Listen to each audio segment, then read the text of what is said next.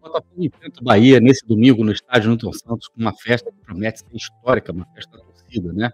E eu vou falar sobre tudo isso. Tem mais notícias também, tem alteração nas tabelas aí, na tabela do Campeonato Brasileiro, no que diz respeito a dias que o Botafogo vai jogar e locais também que o Botafogo vai jogar. É depois da vinheta que a gente bate esse papo.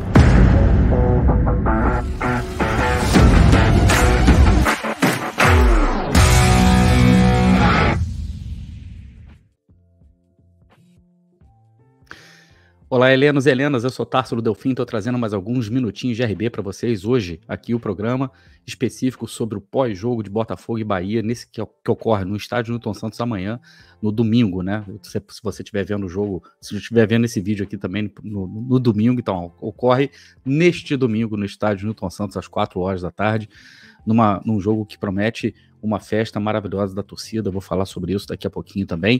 Tem outras notícias, né? Tem coisas acontecendo no Campeonato Brasileiro, tem alteração de tabela aí que eu tinha falado para vocês, né? Mudança de local de jogo do Botafogo, mudança de horário de jogo do Botafogo também, tem pesquisa do Datafolha falando sobre tamanho de torcida, tem o sócio torcedor do Botafogo bombando, passando da barreira dos 60 mil sócios torcedores.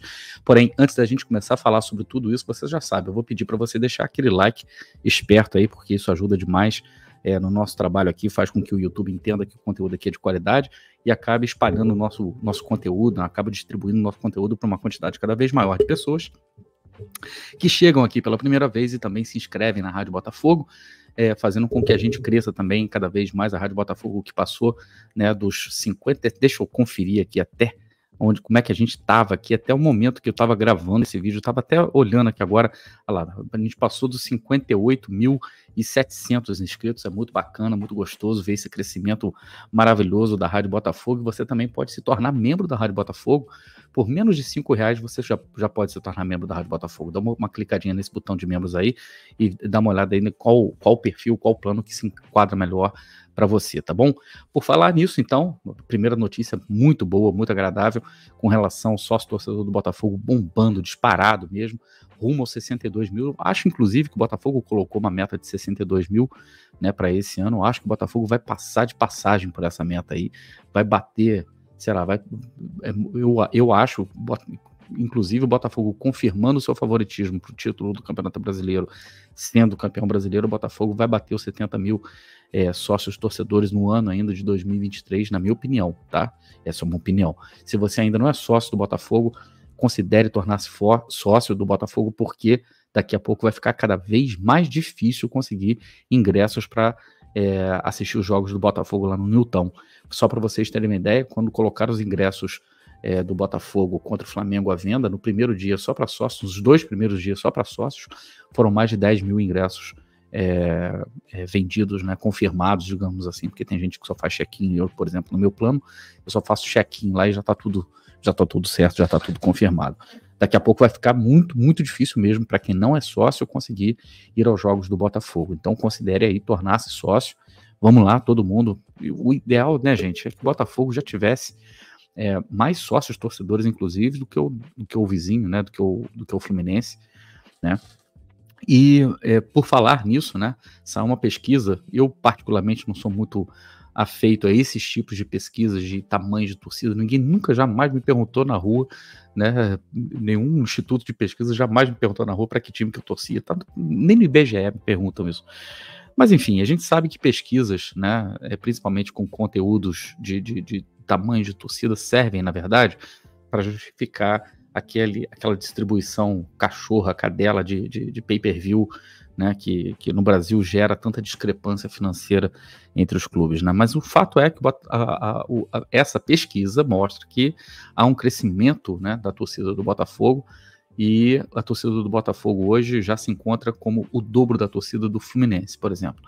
E isso se dá, obviamente, na minha opinião também, pelo momento que o Botafogo está vivendo, né? O Botafogo conseguiu gerar um hype, né? Conseguiu gerar uma febre no país com os hits do Tiquinho, com a música do Segovinha, tal, e tudo isso que cerca, né, uma campanha bem sucedida como essa campanha do Botafogo no Campeonato Brasileiro, e você acaba formando novas gerações, né, de torcedores. Eu tenho aqui de mim aqui, ó, copo de Segovinha, o copo do Tiquinho, né? Isso aqui tem campanhas muito bacanas sendo feitas, né, com esses jogadores do Botafogo, e o Botafogo sendo campeão, né, se for campeão na verdade, imagina o potencial que isso tem. Isso realmente faz com que a torcida cresça. Título faz com que a torcida cresça, e ídolos também faz com que a torcida cresça. O Botafogo está no caminho certo para essas duas coisas aí. Deixa a sua opinião, quero saber sua opinião com relação à pesquisa. Você acredita, não acredita? Enfim, você acha que a torcida do Botafogo está crescendo? Tem visto mais gente com a camisa do Botafogo? Eu nunca duvidei que a torcida do Botafogo fosse muito grande no país. É uma torcida nacional, né, para falar a verdade. A torcida do Botafogo está ali equiparada, né, do mesmo tamanho ali que outras torcidas também regionais, como por exemplo a torcida do Bahia, que é a maior da Bahia, mas é regional, fica muito, né, localizada ali na Bahia.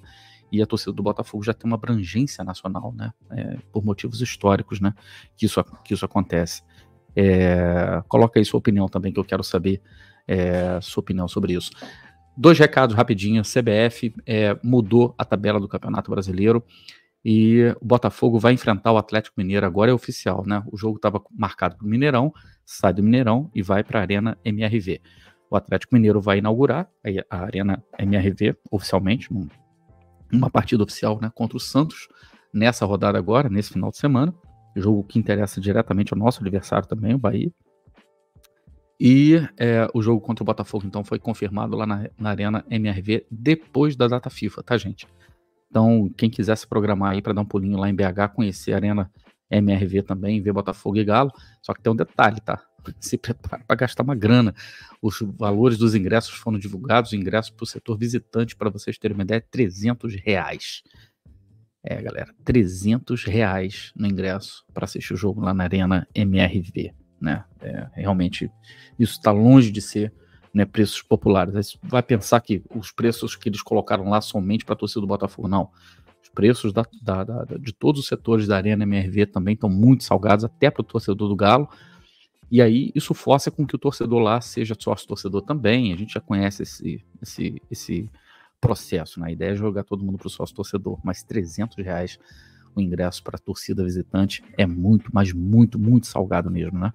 E Botafogo e Corinthians também sofreu uma alteração no seu horário. Botafogo, que a princípio iria para São Paulo enfrentar o Corinthians numa quarta-feira, cairia no dia 20, seria o jogo da televisão. Acabou passando esse jogo para sexta-feira, do dia 22. Então se liga aí, você que estava planejando ir para São Paulo para assistir esse jogo contra o Corinthians lá em São Paulo. O jogo vai ser numa sexta-feira, lá na Arena Neoquímica, às 20 horas da noite, tá? E por que isso? Porque como o Corinthians não se classificou para a final da Copa do Brasil, a CBF conseguiu fazer aqueles rearranjos, né, que precisavam ser feitos para que o Corinthians pudesse finalmente jogar aquela partida que ainda deve contra o Grêmio. E eles conseguiram encaixar lá no calendário essa partida, né, contra o Grêmio. E por virtude disso, né, precisaram colocar o jogo do Botafogo, precisaram colocar Botafogo e Corinthians numa sexta-feira. Isso tem um impacto, é uma rodada que aconteceria no meio da semana, então a maioria dos times estariam jogando no meio da semana, e o Botafogo vai jogar na sexta-feira, né? O que acontece é que eu não sei como é que ficaria, né? Depois do jogo contra o Corinthians, deixa eu dar uma olhada na tabela aqui, rapidinho, Atlético e Botafogo, aí depois vem Corinthians e Botafogo. Depois do jogo do Corinthians e Botafogo, o Botafogo recebe Goiás, é isso mesmo. Só que o jogo está marcado para o domingo, dia 1º/10. Então, dia 22, tem uma distância bem confortável aí, né? Do dia 22 ao dia 1º, por que será que tem essa distância toda? Será que é por causa das Copas? Eu não entendi. Final da Copa do Brasil deve ser no final de semana. Eu juro para vocês que não sei o motivo. Eu sei que o Botafogo só volta a jogar depois no dia 1º de outubro contra o Goiás no estádio Newton Santos. Depois dessa partida do dia 22 contra o Corinthians, né? Então tá aí confirmado para quem tá se programando aí para ir. Beleza? Fica ligado nisso aí. Pessoal, seguinte, Botafogo e Bahia. Antes de eu começar a falar desse jogo, se você ainda não deixou seu like, deixa seu like aí, porque, mais uma vez, isso ajuda demais no nosso trabalho aqui. Se inscreva aqui na Rádio Botafogo também, considere tornar-se membro, extremamente importante. Deixa seus comentários aí sobre tudo que eu falar, se você concorda ou discorda de tudo que eu tô falando. O Botafogo recebe esse Bahia no domingo, no estádio Newton Santos. Que Bahia é esse, né? Que a gente vai enfrentar no domingo. Tem a torcida do Botafogo muito empolgada, né? Diferentemente da campanha do Botafogo na Sul-Americana, onde a torcida fica muito ressabiada, com o time reserva, lá. O Botafogo vai entrar, né, com aquilo que vai ter de melhor disponível, né? Obviamente que a gente tem desfalques importantes, mas falando especificamente sobre o Bahia. O Bahia é uma equipe que está disputando lá embaixo na tabela, tentando brigar para sair da zona de rebaixamento. Eu, particularmente, não acredito que o Bahia brigue até o final pelo rebaixamento. Acho que vai chegar num determinado momento que o Bahia, só espero que não seja contra o Botafogo, desculpa os meus amigos tricolores aí, mas vai chegar num determinado momento que a equipe do Bahia vai começar a se descolar da zona de rebaixamento. Por que eu falo isso? Porque o Bahia fez contratações muito interessantes e também tem a volta de jogadores muito interessantes ao seu elenco. Para começar, para início de conversa, o Bahia trouxe quem é, na minha opinião, um dos melhores laterais direitos atuando no Brasil nesse momento. O Brasil, que vive uma carência gigantesca de lateral direito, poderia muito bem ter sido ele na Copa, né? Que é o Gilberto. E o Gilberto fez uma partidaça contra o Bragantino, fazendo lançamento de trivela do campo de defesa, pegando atacante, botando atacante cara a cara com o goleiro. É um lateral indo até o fundo, fazendo cruzamento, assistência para gol. É um lateral muito, na minha opinião, muito eficiente. Eu gostaria muito que o Botafogo tivesse pelo menos tentado o Gilberto, mas a gente sabe que os valores ali acabaram fazendo com que o Botafogo não avançasse na negociação com ele. E é um baita de um lateral, baita lateral mesmo. O Bahia também acertou, junto ao Botafogo, a contratação definitiva do Canu, né? Boa sorte para o Canu.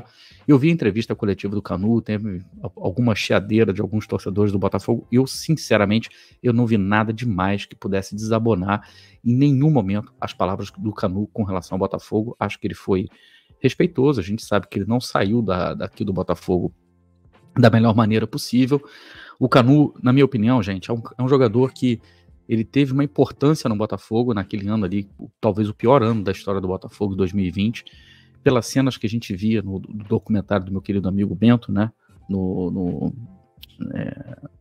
Que a gente via que o Canu era um jogador ali, pelo menos entre aqueles jogadores ali, era o único que ainda tentava resgatar alguma dignidade para aquele elenco ali que estava completamente entregue. Acesso Total, o nome da série, do Beto. E foi um jogador que ficou muito marcado por causa dessa campanha, né, do Botafogo. Aí vem a segunda divisão, o Canu participa, né, da campanha do Botafogo, né, de recuperação, da volta para a primeira divisão, mas fica muito marcado naquela coisa do Canu ali pedindo bicho, quero bicho, hoje é 50, tal, não sei o que. Isso não caiu muito bem para muitos torcedores. Eu, particularmente, não me incomodo nem um pouco com isso, porque isso é praxe no futebol. Todos os jogadores negociam bicho, falam de dinheiro. Só que aconteceu, né, da série, né, do Acesso Total, jogar luz em cima disso. Muita gente viu aquilo ali e acaba ficando assustado com aquela realidade, achando que o cara é mercenário e tal. Gente, 100% dos jogadores, principalmente profissionais, primeira divisão, todos eles recebem bicho no vestiário. Isso é combinado, é sempre feito dessa forma. Isso é o modus operandi do futebol no Brasil. Isso é feito para estimular os jogadores. Enfim, tá na cultura do futebol brasileiro. Não sei se a gente está sendo muito inocente, está sendo muito poliano de achar que não deveria ser assim. O fato é assim. Eu, particularmente, não tenho nenhum tipo de ressalva para fazer com relação ao Canu. Pelo contrário, eu agradeço ao Canu pelos serviços prestados no Botafogo e por tudo aquilo que ele contribuiu.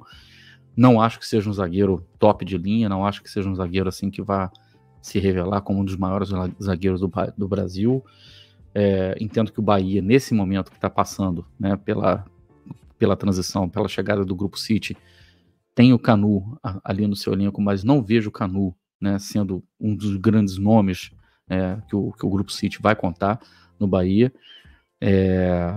Mas assim, eu desejo tudo de bom para ele na carreira dele, mesmo de coração, porque ele teve dignidade com o Botafogo no momento onde muitos outros jogadores, por exemplo, se mostraram abaixo da linha do caráter. Vocês sabem de quem que eu estou falando do senhor Marcelo Benevenuto mesmo. Então, além desses jogadores, o Bahia também conta com aquele que, na minha opinião, é talvez um dos melhores meias do Campeonato Brasileiro. Ele tá no top 5 fácil. Em qual posição, não sei, mas ele tá no top 5 fácil, que é o tal do Cauli. Como joga bola esse moleque, como joga bola esse cara. né?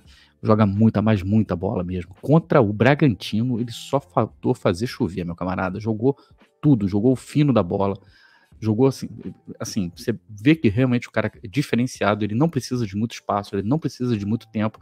Se bobear com ele, ele resolve o jogo. Então o Botafogo tem que ter atenção triplicada com o jogador da qualidade do Cauli. E eu acho que o nosso meio de campo precisa ser fisicamente muito forte para poder evitar que o Cauli consiga pensar o jogo, consiga se movimentar. Por isso que eu acredito em Marlon Freitas, Gabriel Pires e Eduardo no nosso meio de campo, fazendo uma pressão muito forte em cima dele, e ele também cai muito para os lados, cai também muito para a direita, então isso é uma outra coisa muito perigosa, porque a gente vai estar jogando com o nosso lateral direito, digamos assim, reserva do reserva, que é o JP Galvão. E a gente já fala sobre o Botafogo daqui a pouquinho. Então, assim, os cuidados precisam ter. Com Bahia, são grandes. E eu tô falando só desses jogadores, mas tem outros jogadores que são muito bons também. Tassiano, na minha opinião, excelente jogador. Rafael Ratão, que o Botafogo teve interesse e não conseguiu trazer. O Grupo City foi lá e trouxe. Ademir, que parece que está reencontrando o seu excelente futebol da época do América Mineiro, que ele não conseguiu desempenhar no Atlético Mineiro, mas aqui, lá no Bahia, está conseguindo reencontrar esse momento bom que ele viveu lá na América, conseguindo reencontrar o bom futebol. E se a gente puder dizer assim, tem 2 pontos fracos na equipe do Bahia que, na minha opinião, o Botafogo pode explorar. Os 2 jogadores de frente do Bahia, tanto o Everaldo quanto o Mingotti, né, que se revezam, né, na titularidade, são jogadores, na minha opinião, que não estão no mesmo nível de outros jogadores do Bahia, como o próprio Cauli, como o próprio Ademir, como o próprio Tassiano, como o próprio Gilberto. São jogadores que têm um número de gols marcados muito baixo no Campeonato Brasileiro. Juntos, os 2 têm 5 gols. Só que se você pegar o retrospecto mais recente, você vai ver que Everaldo fez boas partidas recentemente, fez gol, e o Mingotti também fez gol no jogo contra o Bragantino.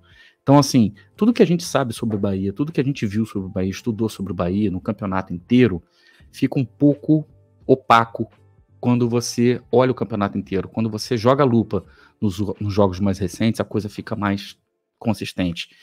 E eu diria que Mingotti e Everaldo, né, são jogadores com muita mobilidade.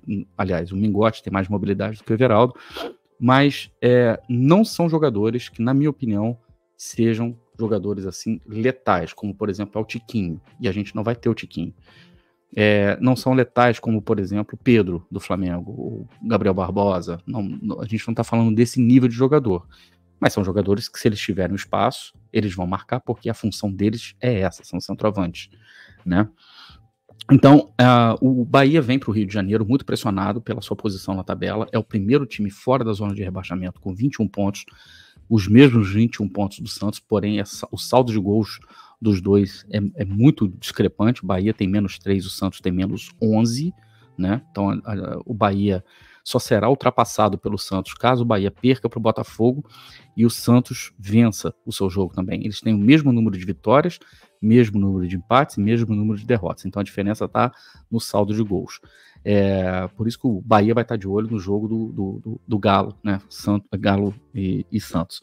Então, eu não acredito numa postura defensiva da equipe baiana. Eu acredito que o Bahia vai precisar jogar, porque ele não pode dar chance para o azar e esperar que o Santos tenha um resultado negativo contra o Atlético Mineiro para poder se manter fora da zona de rebaixamento. Não acredito que essa seja a postura do Bahia. Eu acho que o Bahia vem para jogar também, não vai se lançar desesperado para cima do Botafogo, todo mundo sabe que isso é praticamente suicídio, mas vem para jogar também. Então o Botafogo tem que estar preparado para fazer um jogo muito sério, para fazer um jogo no limite, que vai precisar fazer um jogo no limite para poder vencer essa equipe do Bahia. Como vem a provável escalação do Bahia, então, seria essa, se eles repetirem a escalação do jogo contra o Bragantino, né? Seria o Marcos Felipe no gol, Gilberto na lateral, Canu, Vitor Hugo, Camilo, Cândido. Tá? A dupla de zaga do Bahia, na minha opinião, é o maior ponto fraco do Bahia. No meio do campo eles vêm com o Rezende, que é o volante ali, que às vezes é até inclusive improvisado na lateral esquerda, o Tassiano, o Cauli, o Rafael Ratão, Ademir e Mingotti. Esse quarteto aqui me agrada demais, Tassiano, Cauli, Rafael Ratão e Ademir. Gosto muito desses 4 jogadores aqui, muita atenção com todos eles. E o Botafogo? O Botafogo vem com vários desfalques, o mais notável de todos, todo mundo aqui já sabe que o Tiquinho tem feito muita falta para o Botafogo. Talvez o aproveitamento do Botafogo tivesse sido melhor em jogos onde o Botafogo empatou recentemente, caso o Tiquinho tivesse permanecido. Mas o fato nós não temos o Tiquinho e nós temos agora duas opções, ou o Janderson ou o Diego Costa. Sabendo que o Bruno Lage, né, que inclusive já trabalhou com o Diego Costa, percebeu que o Diego Costa está sem ritmo de jogo, eu acho que é mais provável ele entrar com o Janderson, que inclusive fez uma partidaça contra o São Paulo, vinha fazendo uma partidaça contra o São Paulo até ser substituído. Eu vi o Diego Costa em loco, né, no jogo contra o Defensa e Justiça, no estádio Newton Santos. Você vê que ele briga muito, né, tá brigando muito com os zagueiros, mas ainda falta realmente ritmo de jogo, ele tá numa rotação diferente dos demais jogadores. Eu acho que talvez seja jogo para ele jogar, sei lá, meia hora, 40 minutos. Meia hora... Jogar no segundo tempo, né? Entrar no segundo tempo. Eu vejo o Janderson entrando como titular no domingo. Como o Botafogo, né, sempre faz valer o mando de campo, né? O Botafogo invicto no estádio, no Tom Santos ainda, invicto no tapetinho. O Botafogo, na minha opinião, deve montar um esquema, o Bruno Lage deve montar um esquema, não deve fugir das características dos últimos jogos do Campeonato Brasileiro, com uma pressão mais alta, inclusive fazendo essa pressão alta para pressionar a defesa do Bahia, que tem dificuldade com a saída de bola. Em vários momentos no jogo contra o Bragantino eles quase entregaram a rapadura.